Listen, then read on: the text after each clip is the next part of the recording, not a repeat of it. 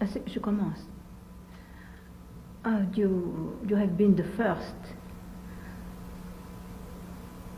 from the Western media to have asked me, to have forwarded to me that question, what happened in Vietnam and what was wrong. Because you are the first, I have accepted immediately to receive you. Because for nearly 2 decades, no one cared for what happened in Vietnam. But what I have to say is very important to me. And for nearly 20 years, I have not had much opportunity to practice my English. So from time to time, I prefer to refer to something written. First of all, I wish to ask you, have you not noticed that strange doom on the US? Have you not noticed that President Carter, for instance, has been the 5th ill-fated US president? And have you not noticed this also, that those politicians, very bright, very talented, who believed that they could say in 1975, for instance, leave Vietnam behind your back. They believed that they could say that to the American people, forget it. In spite of their brio, in spite of their talent, it is they, in fact, who had that fate. So it is something strange that Vietnam could attract such doom on those who believe they can despise my country. And the Americans are not the first. The first, for instance, was Mendes France of France. He had such a political stature that no one understands why, after signing the division of Vietnam, he has just disappeared. He who wanted to relegate Vietnam in the past, that past was for him. So now, I think,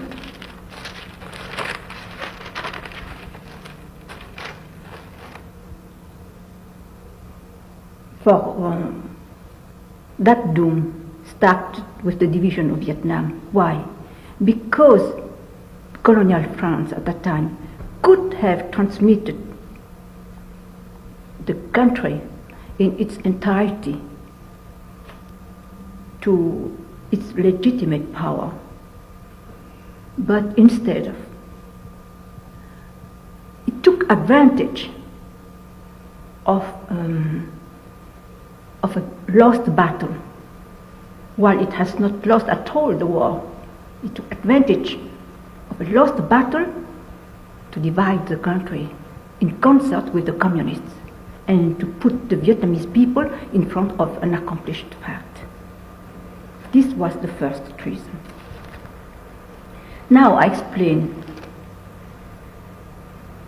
the first treason towards the legitimate power. Now I must explain why the legitimate power is so important, because I see very well that for the West, you know very well what means the importance of legitimate power. But you behave, you act, excuse me when I say you, yes, but that means in the general way. But really the West behaves as if we, the third world, we have no sense of a legitimate power. That for us, what does it mean for them any head is good? In fact, we must have a sane head if one wishes the Holy Spirit to express itself through it. To have a sane head, what does it mean? It means that the power must be legitimate. Legitimate means duly elected. That means that that power must accept peaceful confrontation with the one which preceded it, and all those who accept to have people's votes without resorting to violent means. In Vietnam, the only power to have fulfilled those conditions was the government of President Ngo Dinh Diem, because he was the only one to have accepted peaceful confrontation with Emperor Bao Dai, who preceded him. And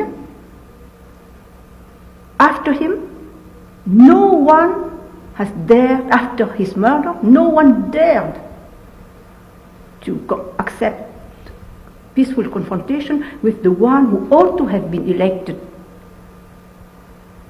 in his place in case of his disappearance, according to the constitution of the Republic of Vietnam founded by him. So when one says that Ho Chi Minh had obtained the abdication of Bao Dai, for instance, what does it mean? He obtained this through coercion, because Bao Dai returned 4 years after to challenge him. So the only legitimate power of Vietnam was the one assumed by President Ngo Dinh Diem, and it was precisely that one that the US,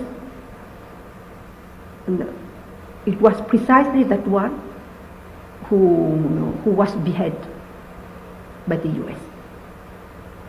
So now I think that you begin to understand why there is that doom on the states, on its head, after what it has been done in Vietnam.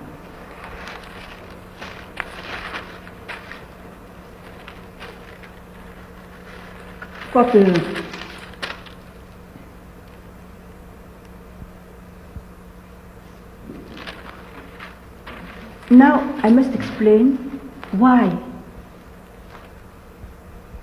there was that beheading. I'm sorry to recall. It's not beheading, c'est vous voulez dire la meurtre. No, I mean the Vietnam has been beheaded. Then perhaps a more clear way is to say why there was the coup, or why the head of government was. Yes. No, but when I mean like this, because I consider that a legitimate power of Vietnam is the head. And if you betray, if you how do you call it, you make it disappear, it is exactly as you have beheaded Vietnam. The whole country. Yes. Yes, that Vietnam is a human being. One can say its legitimate power is its head, and when you betray it, you attack it. It is as if you have beheaded it. You see. Now I explain why there was that thing, and in fact, it was only that after the Bay of Pigs, after the Berlin Wall, after the Cuban missiles affair, after these three, we can say, blunders, the US government believed that it had to recoup some prestige with my country, citing Cuban missiles affair. People may be amazed because it has always been presented as a prowess, but in fact I don't think so. I think that even for the US government, they understood that it was not at all a prowess, because I believe that the US government was deceived by the Soviets, who, incapable of defending Cuba, succeeded to obtain that pact of non-aggression on the island in exchange of the withdrawal of a few missiles. Stop. Take two, roll two. So I consider that the US government of that time was deceived by the Soviets because they were absolutely incapable to defend Cuba, and they obtained, in exchange of the withdrawal of a few missiles, no one knows if they were made of tin or not, because for their use. So one can say that they obtained it with very little price, that pact of non-aggression. So I think that because of all these failures, blunders, the US government of that time could not resist, was too tempted.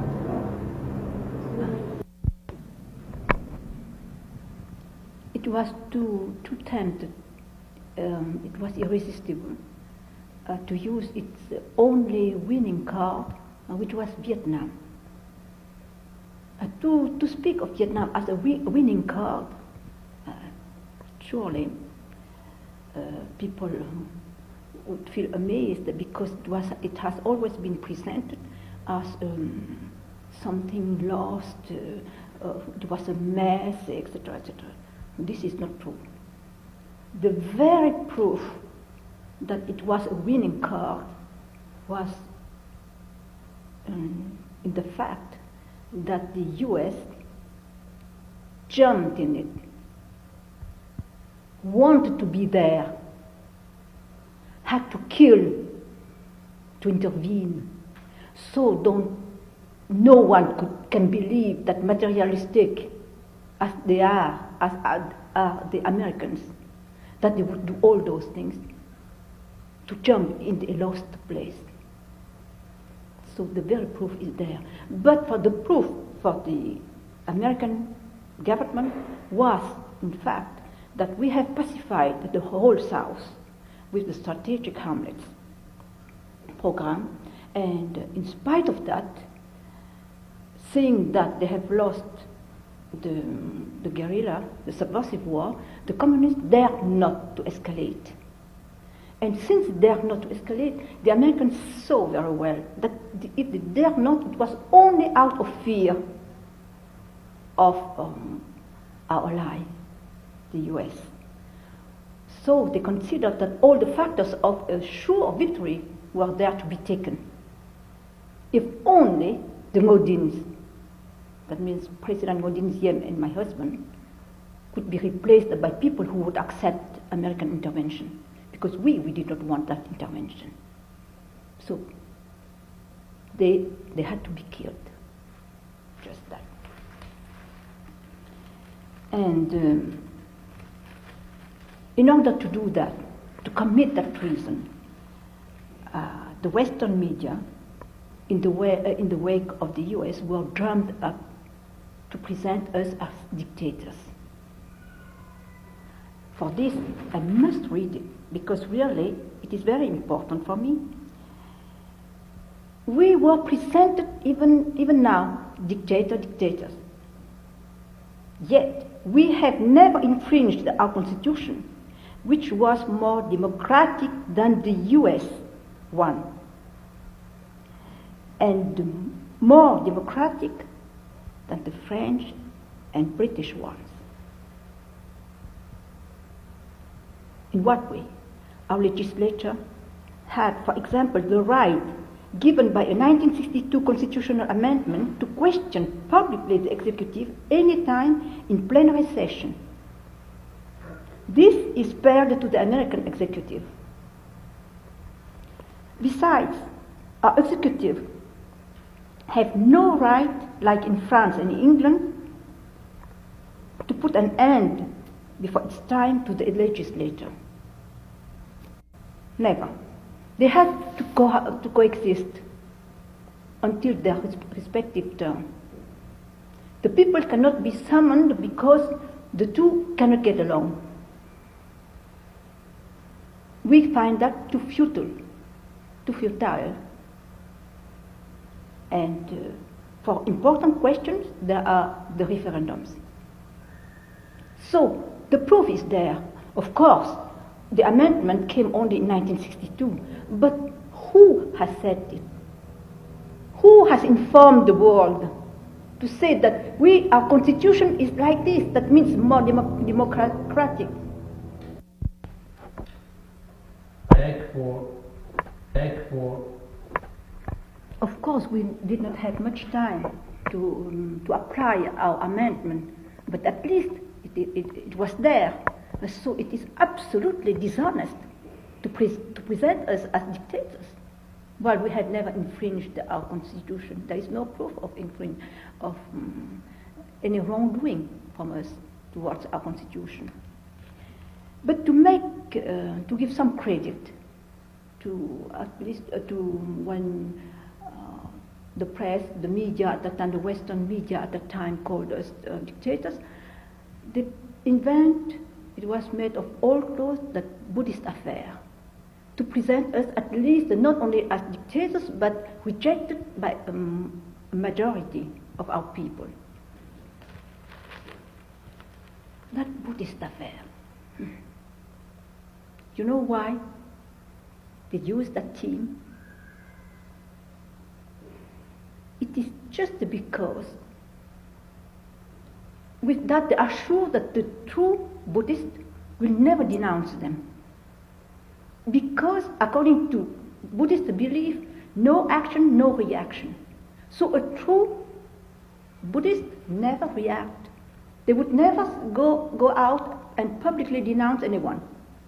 So using the Buddhist etiquette, they are sure not to be denounced by the true Buddhists. On the other side, that they know that for the West, it is religious fanaticism is in general considered as something typical to immature people, mentally underdeveloped countries, so it doesn't have to explain itself, to justify itself. So because of these two reasons, they chose the Buddhist to, how do you call that, etiquette, I don't know, label for their lie, to give credit when they accuse us of being unpopular dictators. But it was enough for us to arrest a few agitators and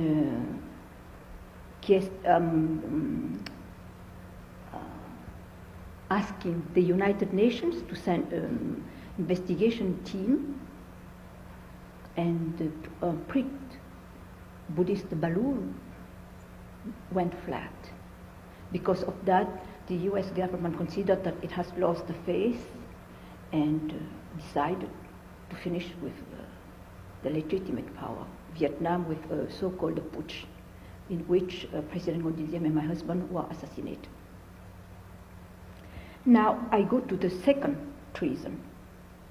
The second treason came with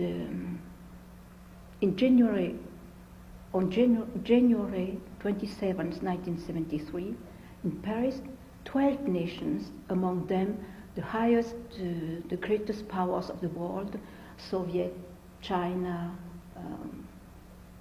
of course the US first, Soviets, China, France, England, and so on. 12 gathered very solemnly in Paris to sign to guarantee the right of the Vietnamese people to choose their legitimate power under international control.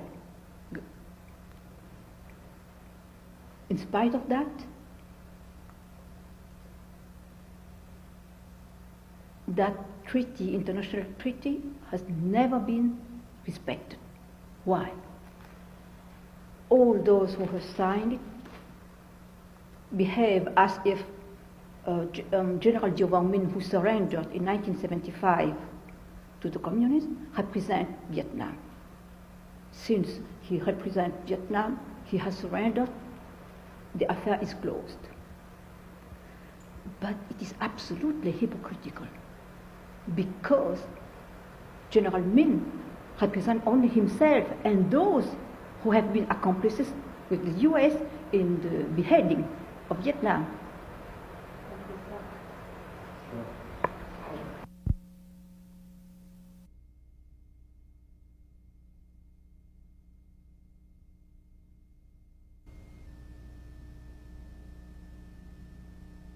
Take 5, roll 3. Since the International Treaty of Paris has no other purpose than to assure to Vietnam as a whole, North and South, its right to recover under international guarantee its legitimate power, the Paris Agreement cannot therefore serve as an alibi for another treason. And that reason is to take General Minh as our representative, while he is not. And this double treason is covered by the show of guilt complex. That guilt complex allows the US not to be questioned and also permits the communists not to be questioned. But in fact, by making a show of that guilt complex, the US pretends to be wholly in front of those who do not know the truth, while in fact its so-called guilt complex, well publicized but not at all elucidated, only helps to cover up until now its double crime, all against Vietnam as a nation. The consequences are the religious fanaticism. In 1965, when the Buddhist affair went off US hands, one of the golden boys of the US went with American planes, bombs and all those things, and smashed the pagodas. After that, of course, the US was convinced that any religious fanaticism can be treated in that way. The second consequence is it is that the US embassy in Saigon has been used as a center for subversive war, undeclared subversive war against Vietnam, to destabilize the country, and including the murder of the legitimate chief. I don't know what was done in Iran, but I consider that the role of the diplomats are not to cover an undeclared subversive war, because it would be too unjust for them to have their life endangered because of that. And that's why I think that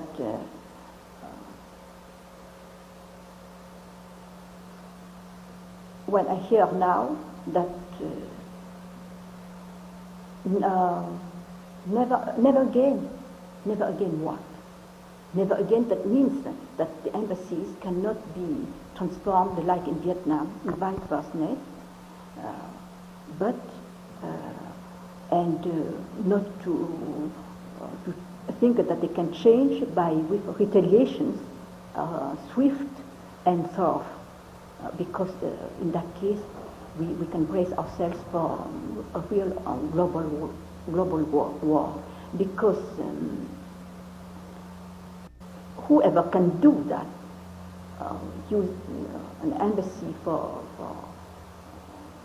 a center of subversive war, but not the US, because you have consecrated your dollars to God.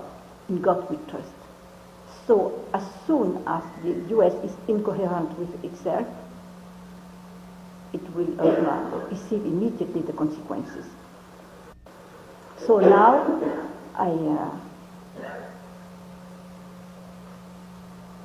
you can put up your questions.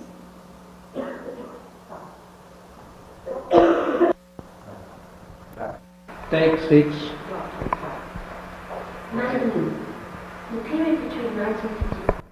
speaks.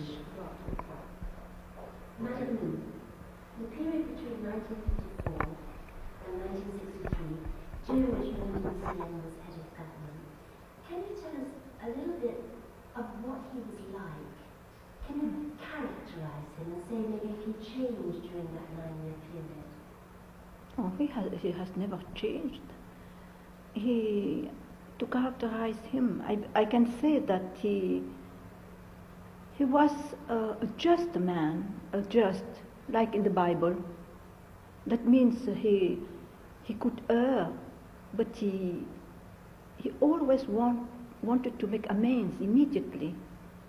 And that's why I consider that it was a crime from the West to have condemned him, to have killed him, without giving him the opportunity to even answer, to speak. Because at that time, you do not know that thing. He asked, but what's wrong? What would you like me to do? And you know what was said to him? The first ambassador, Ambassador Nolting, was dismissed in an impertinent way because he did not go along with the methods of the US embassy of that time. He was replaced by another one. That one, at the question of President Diem asking, what's wrong? What must I say? Must I do? Just say, nothing. Just keep quiet. Don't say anything. All this is mounted by the press, by the media. Leave us, we shall arrange it. And it is just for him to keep quiet and to be murdered, to be stabbed in the back without speaking. What about your early impressions of the Americans? When they were first there, did you feel they knew what they were doing? My first impressions of the Americans, at first I was very, how did you say, bien intentionné, means I have the best prejudices for them. I consider that they are genuine people and with whom one can get along very well. There is no problem. But people like Colonel Lansdale, who was giving CM advice at the time, for instance. yes, Colonel Lansdale, I must say that I don't know him very well. I don't know him very well. I met him a few times, but I think that really for the President Lyndon Diem met the Americans, and genuinely he likes them. He considers that he could get along with them. For us, we did not have many opportunities to see them, but I believe that Colonel Lansdale, now he's a general, was a good friend, as many, and but like Ambassador Nolting also, but those who are our good friends were dismissed. Madam, during the museum period, you were known as the First Lady of Vietnam. Could you define your role a bit? Oh no, this is too complicated, and if it would make volumes to speak of how I was caught by the skin of the neck like a kitten and thrown in an arena. Arena, you see? Yes, and it was.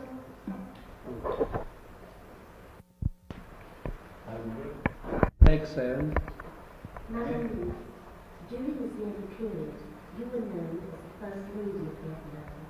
Could you define your role first? My role? No, it is too difficult to define it. I can just say that I was taken by the skin of the neck by God, and like a little kitten thrown in an arena, and with the lions. But I believe that it is just because I was born under the sign of the lion and that God believes that I can get along with them. But in fact, it is too long a story to speak of it. I have already written at least 3 volumes about it, so I prefer to reserve it. What about how the Western press defines you? For instance, there was this thing of calling you the Dragon Lady. Would you like to comment on that? I believe that when they call me like this, it is just because they see that I looked fearless, and it is true. My husband, he was very unhappy with, on one side, his brother, the other side, his wife. He considered both of us as babes in the woods, who absolutely, how do you say, inconscient. That means we have no sense of the reality.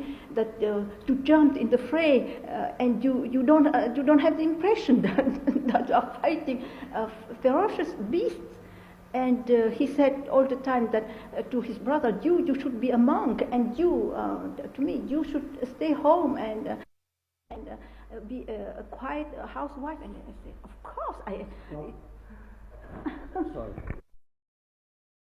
Take 8, roll 4. If I'm left to myself, surely I would follow immediately the advice of my husband, just to return home, to knit, to sew, to cook. It is really the only things I like in life. But when I was in my country, people went to me and they asked me, you should do this, you should do that. And I see very well that if I did not do those things, nobody would do it. That's why I have organized everything in such a way that I can pass over to them immediately, because I did not like the life I led at that time, not at all. And they called me Dragon Lady because they see that they saw that I was absolutely determined, that nothing could stop me. That the only thing if they want to stop me, they must explain to me in what way I was wrong. If they cannot explain it, I didn't care. And because of that, they saw very well that I was afraid of nothing. And you see why that calling came? They invited me, the press invited me to go. At first they said, Mr. No news, good news. They must leave the country. So they invited me to go to explain my position at on the U.S. platforms. You see, on the with the press. When I left my country, hardly I arrived in Belgrade only at that time. It was said to me that from the State Department that I should not go, I ought not to go to the States because they would not guarantee my safety. So they invite me in order for me to leave the country, but as soon as I leave my country, don't come. I say, no, I have left my country just to go there. And the US will show to the world if they are capable or not to defend a weak woman on their territory. And so by this time, so this is October 1963. Yes, exactly. You already were disillusioned with the Americans? Oh, but at the time it started, they invited me, and after I left my country, they told me that. Of course, that I was delusioned. Disillusioned. And because of that, everybody said, but considered me as a dragon lady because I just challenged them. So, Madam, what about your husband? How would you define his role? he was everything in Vietnam.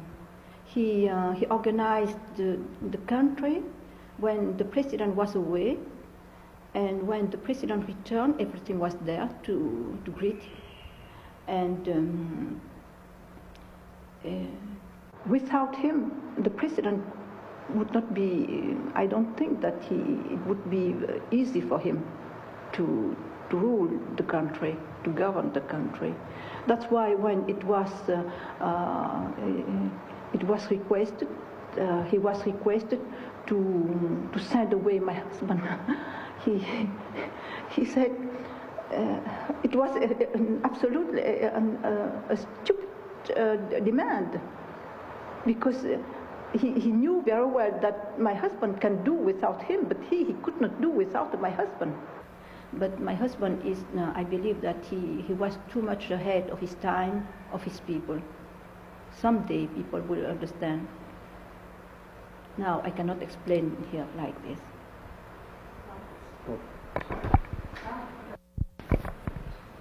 Take 9. We've talked a bit about the Buddhist crisis in 1963. During that time, there was a quote which you allegedly made, which had a lot of fame in the Western press.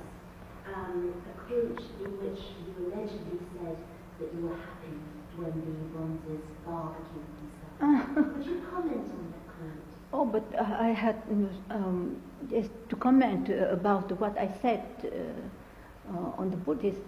I had the opportunity to do it several times, and the only thing I can say is that everybody, if they are confronted with things like that, they finally have to go to the same solution. That means with people mad of glory or false glory, who accept to be drugged and to be burned to death, and for rights which have never been contested by anyone, and what to do to stop them accepting to be murdered by the plotters. The only thing I could do at that time is to ridicule them. Because as long as it was emphasized as something absolutely deserving of praise, of course there will be always people mad of false glory who would accept it. I had to do the contrary. Madam, who was behind Buddhist crisis? I believe that at first it was the communists. But it would never be able to inflate at that proportion without the help, without the aid of the Americans, of the media, Western media. So after it has become absolutely an American affair, and after the murder of the Modins, when it went off hands, they had to bomb it. From about August in 1963, there were already rumors of coups and counter-coups. Madam, could you explain why you felt that the situation was secure enough at that time to leave the country? In 1963,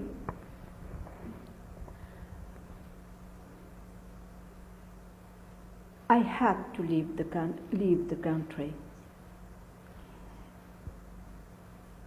It was, for me, I could, because as I already told you, I have always organized everything in order for people to do without me.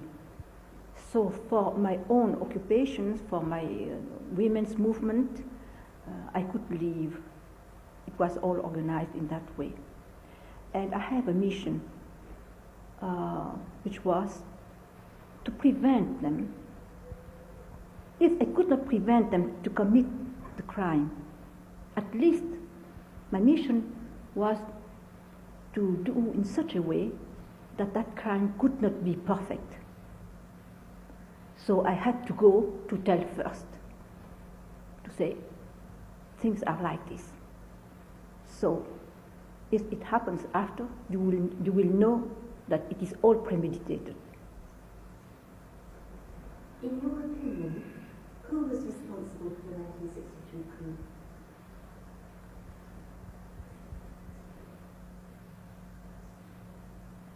In fact, I believe that the US government at that time, if it has not committed so many blunders, so many errors, Bay of Pigs, Berlin Wall, Cuban missiles, it would never do it, that coup. But after 3 mistakes, like the ones I have just cited, it had to do something in Vietnam to, to own Vietnam. And for them, all the factors of success were there. They considered that they could not leave it to us, but what they have done was exactly to rob the poor. That's why there is that doom on them now. Who was responsible for the deaths of your husband and your brother-in-law?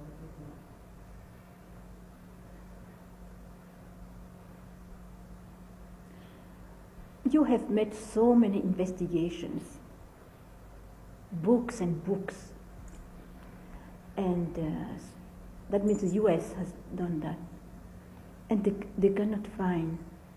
That means, according to me, that they just do those investigations really to lure people, because if really they want to know who is responsible, they would find it. I don't want to accuse anyone. Sorry.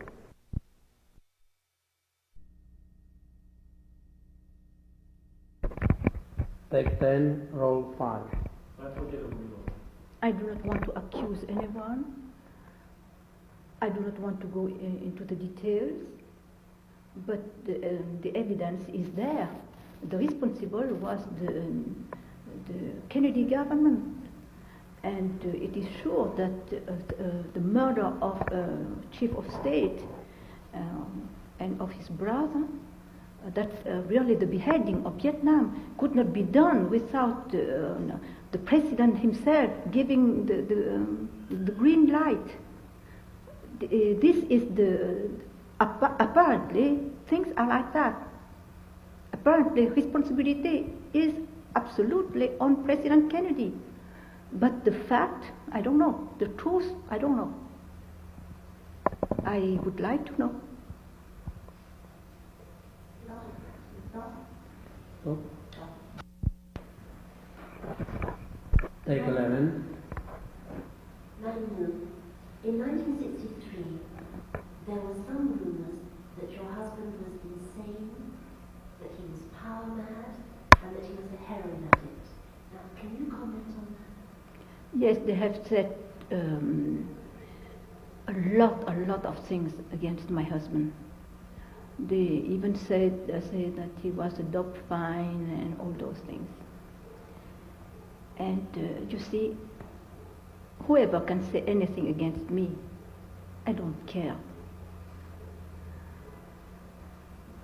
But I know my husband, and hearing all those things against him, I cannot bear it. I cannot bear because I know him. He has such a great sense of responsibility. And he saw so well that he was not understood, that his self-confidence, which was based on the faith in God and in himself, was considered as madness because he was confronted to the United States. But for such a faith, what does it mean? A human power. But nobody understood. So they said a lot of things, but for years and years, the death of my husband, I could accept it. But the debasing of his personality, that I cannot bear it. But now, the revenge is coming. The revenge is coming that all those who have attacked him, who have said all those things, when the truth will be known about what he has found and what is really his madness, all those people will be ashamed. Will be ashamed. They would like to swallow all they have said, because it will show how fools they were not to have understood that man.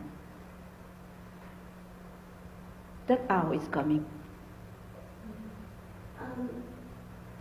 There are also rumors that because your husband felt so betrayed by the Americans, that he made overtures towards the North Vietnamese communists. Can you also comment on this? Overtures to the communists. In fact, as I have explained, we won the war. If we had not won the war, never the US government would jump in Vietnam. We won the war. The communists dare not to escalate. They had only one alternative. They had only one alternative. Either to escalate, they dare not, or to negotiate. So it is they who sent the people to us, because my husband has found a solution against subversive war. That solution permits his people to live with the war, against the war, and in spite of the war. And because of that, the communists could not do anything. So, rather than, instead of escalating the war, they sent the people to talk with my husband. And this was turned over against my husband, as if he made the first steps. Not at all. This is a lie. Not at all. It was they who made the first steps. What did he say to them? He, at that time, we just started to talk with them, to know what do you propose. And they arrived, and in order not to lose face, because we did everything at that time to make things easy for them. So they arrived, and they just asked, what are your conditions for your open arms program? That means it was translated in open arms program, but in fact, Tiêu Hoi means the return of the prodigal brother. So we said to them, we shall kill le veau gras, that means for the prodigal son, they killed the veal, the fat veal. But we told them, we shall kill the fat veal. And I think that the US got that answer from us, and they believed that they would be the fat veal. Maybe. Otherwise, I would not explain why they did what they did. Why they did what they did. What do you think went wrong? Why did such an unhappy ending happen in 1963? All that is, arrogance, comes from arrogance. The US was convinced it possessed the truth